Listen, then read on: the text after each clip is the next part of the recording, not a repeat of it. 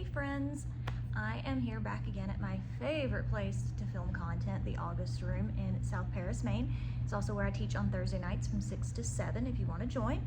This is my absolute favorite place in town. It's so cool, such an awesome space. There's yoga here, all kinds of cool stuff. So I come here to film my content and share all my ideas with you.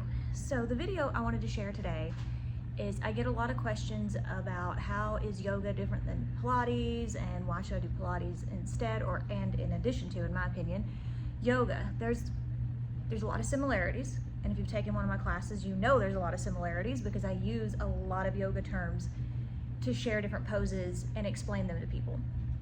However, Pilates has a little bit of focus on other areas that yoga is great for, but Pilates really hones in.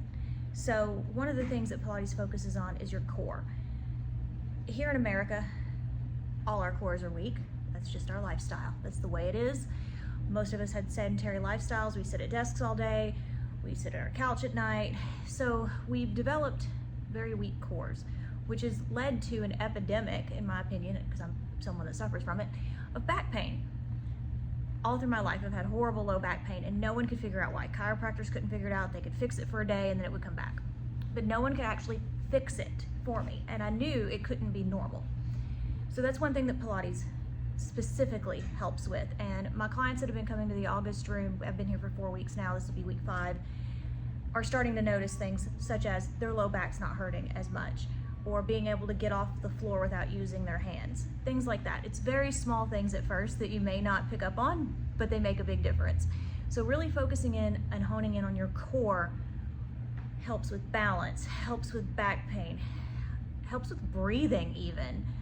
Most of us shallow breathe all day long, but if we use our diaphragms to actually breathe, you're engaging your core and your pelvic floor.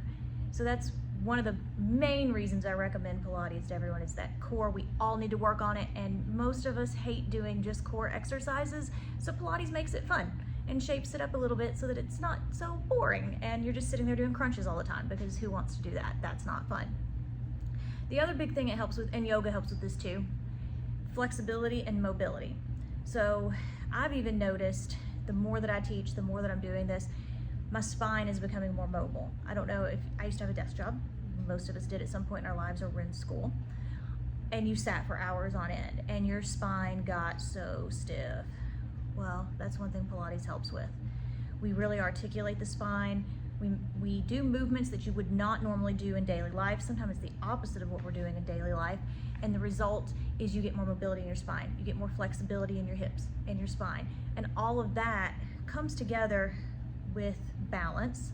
As we age, our balance tends to get a little wonky, and if you're like me and you have hypermobile Ehlers-Danlos syndrome, my balance has always been wonky. I'm one of those people that walks into door frames and doesn't even realize it, because I had no idea where my body was in space. So that's one of the biggest things I've noticed too that Pilates will help with, is you're aware of where your body is when you're moving. So I run into less door frames, which I think is a win because I'm not bruised. Even people without EDS can have proprioception, balance challenges, especially in our world today where we're on screens all the time and we're sitting all the time. It really throws our body for a loop when we start moving and it doesn't understand what we're doing. So Pilates really focuses in on that and makes you aware of where your feet, where your hands, where your head is, where your shoulders are. You start to feel if your alignment is off. So if you're walking, you may not notice that maybe one hip is lower than the other, or one shoulder is lower than the other from carrying your purse. That's a frequent thing I run into, and I'm guilty of that as well. People say my purse weighs 20 pounds. Well, I live out of my car. What do you expect? I'm driving all the time between all my jobs, so I have to have all my stuff. So you might not notice that at first, but as you're doing Pilates, you're going to pick up on, you might be walking and you're like, whoa, my shoulder feels high or low, and you start readjusting yourself without even realizing it. And that really helps you to keep everything in alignment, and again, lower pain, because if things aren't in alignment, it's going to hurt somewhere. For most people, it's on the opposite side of their body, which can throw you even more, because if you're hurting on the left side, how do you know it's your right side that's out of alignment? It takes time to learn your body. So Pilates lets you get to know your body in a different way. I am a huge yoga person. I do yoga almost every day, One of my other favorite places to teach is at Chilosophy in Bethel, Maine. So it is definitely something I am a huge fan of. And I think it serves such a good purpose. And put together with Pilates, you can really amp up your wellness, your mind, your body, everything. Emotional. I don't know about you, but yoga really helps my emotional wellness, especially in these trying times that we live in, just to slow down and breathe. And then Pilates lets you focus on all of the muscles that you just kind of forget about and you don't really deal with on a daily basis. So you need to focus on those to keep them strong, to age strong, to be able to balance well, to prevent falls later in life. They're reading Pilates success stories. There's thousands and thousands and thousands out there. But some of the most, I'd say the ones that resonate with me the most, being a 41-year-old female, is you hear about women who are older than me that have gone through menopause, that have osteoporosis, and they're scared of falling. They don't go anywhere because they're scared of falling. They don't have good balance. This can help with that, so that as you age, you are able to continue living your life the way that you want to, and being social and being involved, and not have to worry about things like that because you're strong enough to handle it. And it also, if you live in the north, like me, it helps you balance on the ice. I have fallen so many less times since I started doing Pilates than I did the years prior. And when I did slip and fall, because it's kind of inevitable around here, it didn't hurt as bad.